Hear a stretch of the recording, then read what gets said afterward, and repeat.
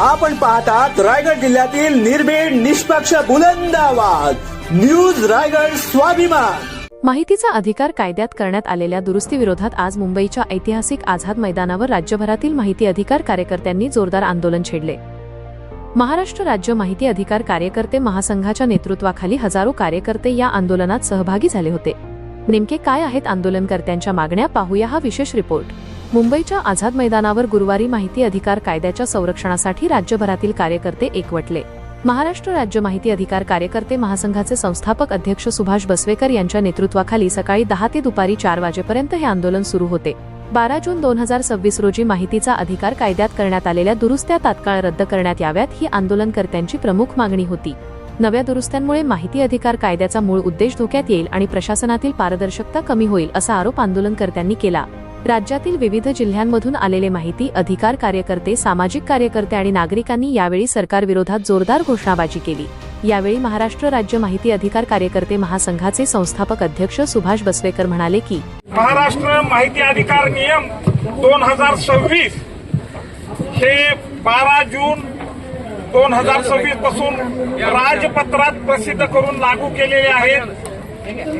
त्या नियमाची copy me तुम्हाला सगळ्याला दाखवतो आहे। मित्रांनो,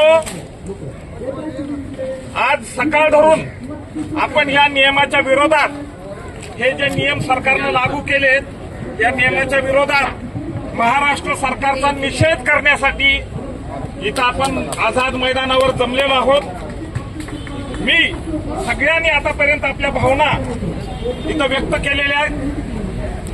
हे सरकार चोर सरकार आहे, हे सरकार लबाड सरकार आहे, हे सरकार दलाल सरकार आहे आणि या सरकारमधील जे प्रशासनाचे लोक आहेत हे सुद्धा लबाड आहेत, चोर आहेत, दलाल आहेत। आणि माहितीचा अधिकार हा जो नागरिकांचा आणि जनतेचा अधिकार आहे तो अधिकार हे सरकार संपवायला निघालेला आहे।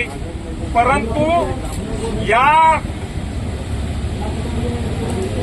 राज्यातील, या देशातील नागरिक, या देशातील जागरूक जनता अशी म्हणते की जागरूक जनता हरणार नाही आणि माहितीचा अधिकार मरणार नाही। तुम्ही कितीही पाय अटपले, कितीही चुकीचे नियम काढले तरी सुद्धा या देशातील जनता जागरूक आहे। मित्र हो, इतके खराब नियम काढले, इतके वाईट नियम काढले, इतके काळे नियम काढले आणि त्याचा जर आम्ही निषेध केला नाही तर मग आमच्या नागरिकत्वाला काही अर्थ नाही, मग आम्ही गुलाम आहोत। आमचा जर जिवंतपणा दाखवायचा असेल तर आपल्याला इथं आझाद मैदानावर, ज्या आझाद मैदानापासून स्वातंत्र्याची लढाई सुरू झाली, ज्या आझाद मैदानानं चले जाव चळवळ सुरू केली, या आझाद मैदानावर आपल्याला सुद्धा उभं राहून या सरकारचा निषेध करायचा होता।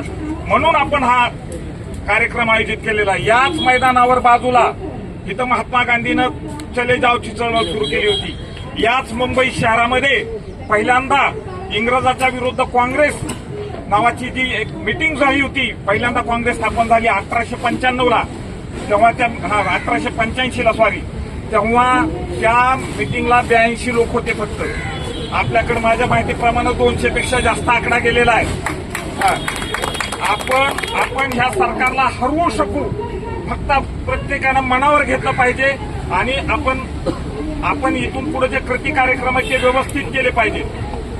पहिल्यांदा समजून घ्या, सगळे म्हणत होते की सरकारनं कायदा काढला, कायदा काढलेला नाही। या महाराष्ट्र शासनाला माहिती अधिकार कायदा काढायचा अधिकार नाही, कायदा नाही काढलेला। मूळ कायदा मी तुम्हाला दाखवतो, आपण काढलेलं छापलेलं पुस्तक आहे, कलम 1 ते 31 जे केंद्र सरकारनं 2005 साली केलेला कायदा आहे। अतिशय सुंदर कायदा आहे, अतिशय चांगला कायदा आहे आणि हा जो कायदा काढलेला आहे त्या कायद्याचं हे पुस्तक आहे।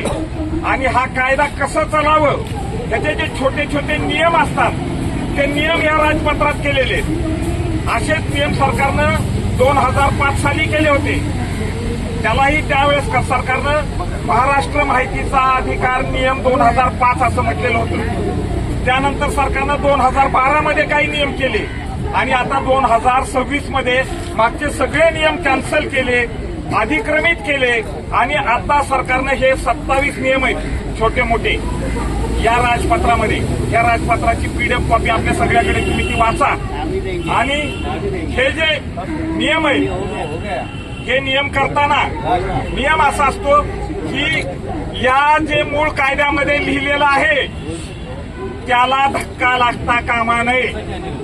मूळ कायद्यात आता हे 27 नियम आहेत, त्यातले 20 नियम असे 20 ते सांगतात की या मूळ कायद्याला धक्का लावतो. तुमच्या माहितीवर सांगतो की मला असं वाटलं होतं की सामान्य प्रशासन विभागातले जे IAS ऑफिसर असतात ते खूप हुशार असतात, प्रगल्भ असतील, विवेकी असतील, परंतु त्यांनी हे सिद्ध केलं की आम्ही मूर्ख शिरोमणी आहोत. त्यांनी हे सिद्ध केलंय की आमची हुशारी, आमची चिकित्सा बुद्धी, आमचं ज्ञान ह्यांचा त्यांनी केव्हाच लिलाव केलाय. इतके खराब नियम काढलेत. उद्याच्याला जर चांगला आपल्याला जर न्यायाधीश भेटला, आपलं जर चांगलं जर काही भाग्य असेल, आपलं जर नशीब चांगलं असेल तर आपल्याला जर एखादा चांगला न्यायाधीश भेटला तर ह्या नियमाच्या तो चिंध्या करून टाकेल. आपण पुढच्या 8 ते 10 दिवसात या नियमाच्या विरोधात मुंबई उच्च न्यायालयात याचिका दाखल करणार आहोत. आपण मित्रहो, यातले 2-3 नियम तुम्हाला मसाला म्हणून सांगतो. त्या दिवशी मी सांगितलं होतं, मी ज्या दिवशी युट्यूब लाईव्ह घेतलं, मला वाटतं 16 का 17 तारखेला, त्या दिवशी मी सांगितलं होतं की जर देवेंद्र फडणवीस यांचं सरकार त्याला थोडी जर अक्कल असेल तर यामध्ये माहिती का पाहिजे याचं प्रयोजन काढून टाकेल. माहिती का पाहिजे हे प्रयोजन कोर्टात टिकणार नाही. हे मी 17 तारखेला सांगितलं होतं आणि 19 तारखेला सुधारणा आली की आम्ही अर्जामधलं माहितीचं प्रयोजन हे शब्द काढून टाकलेला आहे. तुमच्या माहितीवर सांगतो, कुणी काही बोललं नव्हतं, कुणी काही मोठं आंदोलन केलं नव्हतं. आपली संख्या ना इतकी छोटी आहे ना, तुम्हाला सांगतो, मुख्यमंत्र्याला आणि सचिवाला काही फरक पडत नाही आपल्या 200 लोकांचे, काही नाही. आता इथून पोलिसाकडून आकडा गेला असेल की 200 टाळकी इथं बसलेली आहे. ते म्हणले असतील मरू द्या, काय करू द्या, आपण त्याला काय विचारायचं नाही. आपण निवेदन पाठवलंय, निवेदनावर त्यांची आणखीन काही पोच आलेली नाही, कारण आपली संख्या कमी आहे. परंतु तुमच्या माहितीवर सांगतो की हे बेअक्कल सरकार आहे. त्यांनी प्रयोजन तर लगेच काढून ठेवलं. कुणी आंदोलन केलं नव्हतं, कुणी आझाद मैदानावर जमलं नव्हतं, काही नव्हतं. आपले श्रद्धे अण्णा हजारे त्यांनी मात्र एक प्रतिक्रिया दिली होती. त्या माणसाला आपण मानलं पाहिजे, तो आपल्यासाठी ऋषितुल्य माणूस आहे. आणि त्यांनी एक प्रतिक्रिया दिली आणि तुम्हाला सांगतो की एक कलम काढून टाकलं सरकार. आता आपण जर न्यायालयात गेलो आणि न्यायालयात त्याची चांगली चिकित्सा केली तर यातली बरीचशी कलमं काढून टाकली जाणार आहे. मुळात बघा काय झालेलं माहिती आहे का, की हा जो कायदा आहे यात त्यांनी सांगितलं की आता मूळ अर्ज करायचा असेल तर 30 रुपये फीस द्यावी लागेल. त्यानंतर तुम्हाला प्रथम अपील करायचं असेल तर 50 रुपये द्यावे लागतील. द्वितीय अपील करायचं ते 100 रुपयाचे कोर्ट फी स्टॅम्प लावावं लागतील. मुळात असं आहे की या कायद्यामध्ये जो मूळ कायदा आहे ना, या मूळ कायद्यामध्ये फक्त 2च वेळा फीस घेता येते. नागरिकाकडून जी फीस घ्यायची ती 2च वेळा घेता येते. कधी घेता येते? मूळ अर्ज करताना फीस घेता येते, जे 2005च्या नियमाप्रमाणे केंद्र शासनाचे जे नियम आहेत आणि राज्य शासनाचे नियम आहेत त्याप्रमाणे 10 रुपये होते. ते आजपर्यंत आपण देत होतो. या कायद्यात 2च वेळा फीस घेता येते. पहिली आहे अर्ज करताना 10 रुपयाची फीस. दुसरी फीस अशी आहे की जेव्हा तुम्हाला माहितीचं शुल्क, समजा 25 पानाची माहिती असेल तर नियम केलाय 2 रुपये पान, त्याप्रमाणे 50 रुपये भरून आपण फीस घेत होतो. 100 पान असेल तर 200 रुपये घेत होतो. 300 पान असतील तर 600 रुपये भरत होतो. 2 रुपये प्रमाणे पान, त्या 2च वेळा फीस घेता येते. या कायद्यामध्ये नियम 27 जर तुम्ही वाचला तर त्यातही असं लिहिलं की 2च वेळा फीस घेता येते. परंतु सगळी राज्य शासनं 4 वेळा फीस घेतात. कधी घेतात फीस? मूळ अर्ज करताना फीस घेतात, प्रथम अपील करताना फीस घेतात, द्वितीय अपील करताना फीस घेतात आणि माहिती देताना माहितीचं शुल्क घेतात. म्हणजे आपल्याला अपिलापर्यंत गेलो तो एका अर्जावर 4 वेळा फीस भरता येते. हा कायदा सांगतो की 2च वेळा फीस घेता येते. आता आपण हेच आर्ग्युमेंट करणार आहोत. कुणीतरी 2005 साली जर गेला असतं ह्या महाराष्ट्र शासनाच्या विरोधात न्यायालयात, तर ही अपिलाची फीस कॅन्सल झाली असती. कशावर म्हणतो मी हे, तर केंद्र सरकार प्रथम अपील आणि द्वितीय अपिलाला 0 फीस घेतं. आपल्याच देशातलं केंद्र सरकार आहे ज्यानं कायदा काढलाय. त्यांनी जर तिथं जरा हुशार लोक बसलेत, यांच्यासारखे आडांतोच बसलेले नाही तिथं. त्यांनी जाणीवपूर्वक, कारण कायद्यातच नमूद नाही, त्यामुळे ही फीस घेता येणार नाही. आता जी आपण याचिका दाखल करणार आहोत त्यात आपण सांगणार आहोत की आम्ही प्रथम अपिलाला आणि द्वितीय अपिलाला फीस देणार नाही, कायद्यात तरतूद नाही. तर याच्यात हे सरकार हरणार आहे, 100% हरणार आहे. तुम्हाला सांगतो, ह्या फीस आपण कमी करण्याचा आटोकाट प्रयत्न करू. हा, दुसरी गोष्ट आहे, आपल्याला पूर्वी 2 रुपयाचं पान होतं, आता त्यांनी केले 5 रुपयाचं पान. 5 रुपयाचं पान. या कायद्याचा आशय आणि या कायद्याची मूलभूत रचनाच अशी आहे की हा कायदा गोर गरीब सामान्य सर्वसाधारण लोकांना उपयोगात आणता यावा. आणि या कायद्याचा उपयोग हा भ्रष्टाचार विरोधी कायदा आहे. हा कायदा हे सुशासनाला पूरक कायदा आहे. चांगलं शासन चालावं म्हणून पूरक कायदा आहे. या कायद्यातून पैसे नसतेच सरकारनं कमवायचे. सरकारनं पैसे कुठून कमवावेत? दारू विक्रीतून पैसे कमवावेत. सरकारनं काय करावं? आणखीन जमीन महसूल घ्यावा. जिथं जिथं व्यवसाय आहे, व्यापार आहे, तिथं तिथं जीएसटी वगैरे लावावी आणि सरकारनं त्यांचा महसूल करण्यात घ्यावा. माहिती अधिकार हा कायदा सुशासनाचा कायदा आहे आणि तिथं जर तुम्ही त्याला जर महसुलासारखं जर म्हणायला लागलात तर हे चालणार नाही. त्यामुळं या सरकारचे जे 5 रुपये आहेत, आता मग कुणीतरी मग चांगलं सांगितलं होतं की कुठलं झेरॉक्स सेंटर असं आहे ते जे 5 रुपयाला झेरॉक्स काढून देतो म्हणून ह्या सरकारनं 5 रुपये लावले. आणि ह्या सरकारची बदमाशी पुन्हा काय माहिती आहे का, की डिजिटल कॉपी असेल तर तिच्यासाठी सुद्धा 5च रुपये. डिजिटल कॉपी, समजा तुम्ही एखादी पीडीएफ कॉपी आहे त्यांच्याकडे आणि पीडीएफ मध्ये 100 पानं असतील तर 100 पानाची पीडीएफ खरं तर मोफत द्यायला पाहिजे, किंवा ते जे 5 रुपये 10 रुपये किंवा त्यांना म्हणलं पाहिजे. पूर्वी कसं होतं, 50 रुपये होते संगणकातली माहिती घेण्यासाठी. तेव्हा काय होतं, 2005 साली पेन ड्राईव्ह नव्हता, सीडी होते, फ्लॉपी होते. तर सीडीची आणि फ्लॉपीची किंमत 50 रुपये घ्यायची. तेव्हा तिची किंमत बाजारात तेवढी होती. परंतु आता तुम्हाला पेनड्राईव्ह मध्ये माहिती द्यायला मोफत माहिती दिली पाहिजे. पण या सरकारनं डिजिटल कॉपीचे सुद्धा 5 रुपये. म्हणजे हे सरकार माहिती अधिकार कार्यकर्त्याला लुटायला लागले. आणि यांचा निर्लज्ज आयुक्त राहुल पांडे, जो की देवेंद्र फडणवीस यांचा दलाल आहे, तो अशी शिफारस करतो की प्रथम अपिलाला 50 रुपये घ्या, आपलं मूळ अर्जाला 50 रुपये घ्या, प्रथम अपिलाला 100 रुपये घ्या आणि द्वितीय अपिलाला 200 रुपये घ्या. म्हणजे यातून शासनाला महसूल गोळा होईल. हा माहिती आयुक्त आहे.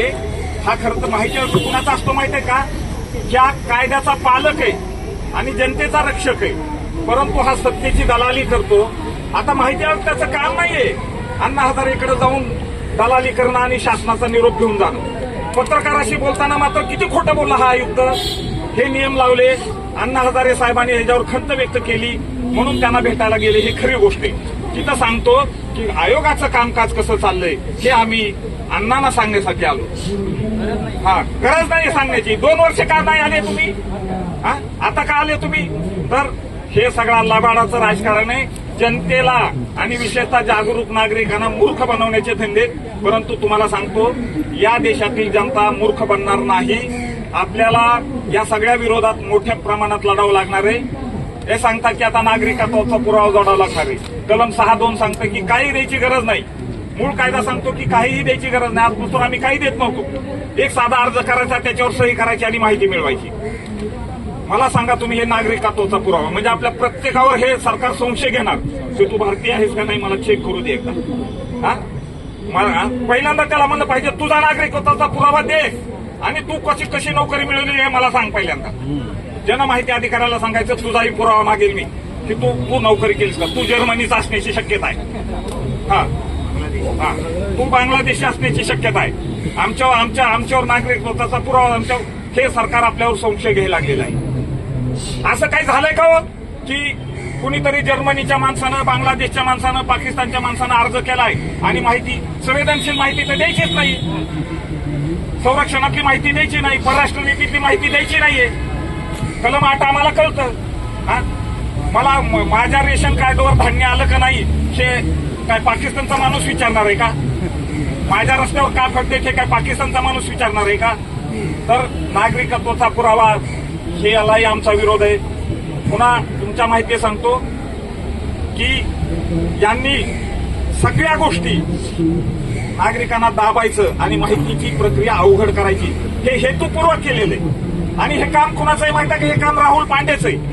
उद्या राहुल पांडेनं माझ्या विरोधात खुशाल कोर्टात बदनामीचा खटला दाखल करावा, मी तिथं पुरावा देईल की हे राहुल पांडेचं काम आहे. सामान्य प्रशासनाचे लोक ना, जेव्हा अण्णा हजारे साहेबांनी याच्यावर सांगितलं की मी उपोषणाला बसणार आहे, तेव्हा अक्षर सगळ्याला माहित होतं. मुख्यमंत्र्यांनी पहिल्यांदा राहुल पांडेला सांगितलं, तुम्ही सांगितलं म्हणून नियम केले, तुम्ही आता विस्तारा, आणि त्यांना पाठवले तिकडे. तुमच्या माहिती सांगतो, याच्या मागे राहुल पांडेची खूप बुद्धी आहे. मी परवा दिवशी पोस्ट टाकली फेसबुकवर, काय तर राहुल पांडे मुख्य माहिती आयुक्त आहे, यांची आम्हाला खूप बुद्धी आहे. त्यांना ना शिफारशी कोणत्या करता येतील माहित आहे का? की जनतेला कशी माहिती देईल, लवकर अपील कशी निस्तारता येतील, कलम 4 खचित अंमलबजावणी कशी होईल, याच्यावर त्यांना शिफारस करता येतात. ह्यांना कोणी सांगितलंय की महाराष्ट्र शासनाचा महसूल वाढवण्यासाठी शिफारस करायची? हा त्यांचा बिझनेस नाहीये, हे त्यांचं काम नाहीये. यांनी अशा शिफारशी केल्या की चमचेगिरी करायची आणि आपल्याला आपल्या पदावर आणखी मलाई खायची असले यांचे धंदे आहेत. तर याच्या विरोधात आपल्याला कठोरपणे जावं लागणार आहे. तुम्हाला सांगतो की आपल्या 200 जणांना सरकारला घाम फुटत नाही, सरकारला काही होत नाही, तर मग का घेतलं आपण आंदोलन? तर इतिहासात हे नमूद झालं पाहिजे की जेव्हा जेव्हा सरकारनं काळे कायदे केले तेव्हा तेव्हा जनता रस्त्यावर आलेली आहे. ती जनता 10च्या संख्येनं असेल, 50च्या संख्येनं असेल, 200च्या संख्येनं असेल. तुम्हाला सांगतो की तो कोणता तरी कायदा होता इंग्रजाच्या काळात, कायदा गोपनीयतेचा कायदा नाही तो,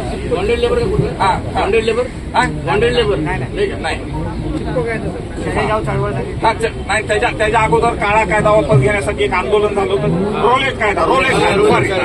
रोलेट कायदा हा काळा कायदा होता म्हणून जनता रस्त्यावर आली.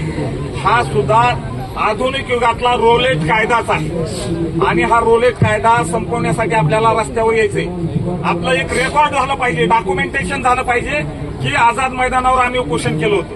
आता आपले महेश पाटील त्यांनी काही सूचना केल्या की प्रत्येकानं आझाद मैदानावर यावं, एक जिल्हा. महेश पाटीलजी, आम्ही मुंबईत राहतो, गेले 10-15 वर्ष झालं. इतका धुवाधार पाऊस असतो इथं की इथं शक्य नाही. परंतु आपल्या तालुका स्तरावर शक्य आहे, आपल्या जिल्हा स्तरावर शक्य आहे. आपण प्रत्येकानं काय करायचं, तालुका स्तरावरून जिल्हा स्तरावर निवेदन द्यायचं आणि कमीत कमी 3 दिवस धरणे आंदोलन तहसीलदाराच्या समोर करायचं. हा तहसील आता इथून पुढं अण्णा हजारे साहेब 5 जुलैला या आंदोलनासाठी उपोषणाला बसण्याची शक्यता आहे. त्याच्या अगोदर काही तडजोडी झाल्या ठीक आहे, काही हो, आपली रस्त्यावरची लढाई थांबवायची नाही. जोपर्यंत हे नियम रद्द होत नाही तोवर आपण रस्त्यावरची लढाई थांबवायची नाही. आणि अण्णा हजारे यांना आम्ही आदर्श मानतो, अण्णा हजारे यांच्या आदर्शावर आम्ही चालतो. त्यांच्या सगळ्या उपक्रमाला, पाठिंब्याला माहिती अधिकार कार्यकर्ता फेडरेशन पूर्ण क्षमतेनं त्यांच्याबरोबर राहणार आहे. आम्ही त्यांच्या सगळ्या लढाईत खांद्याला खांदा लावून त्यांच्याबरोबर काम करणार आहोत. त्यांनी आम्हाला बोलवलं ठीक आहे, नाही बोलवलं ठीक आहे, कसला राग नाही, लोभ नाही, आम्ही सगळे त्यात सामील होणार आहोत. स्थानिक पातळीवरही सगळ्यांनी सामील होते. आता इथं चंद्रपूरचे आलेत गरगेलवार काहीतरी, आणि इकडून गुरव आलेत रत्नागिरीहून, संगमेश्वरून, म्हणजे इतक्या दूरदूरून 700, 800 किलोमीटरवरून कार्यकर्ते इथं आलेले आहेत. या सगळे कार्यकर्ते सगळ्या जिल्ह्यात आपल्या रस्त्यावरची लढाई सोडायची नाही आणि न्यायालयीन लढाई आपण मजबूतपणे लढणार आहोत. मी तुमच्या सांगतो, मला 1-2 वकिलांशी संपर्क साधला.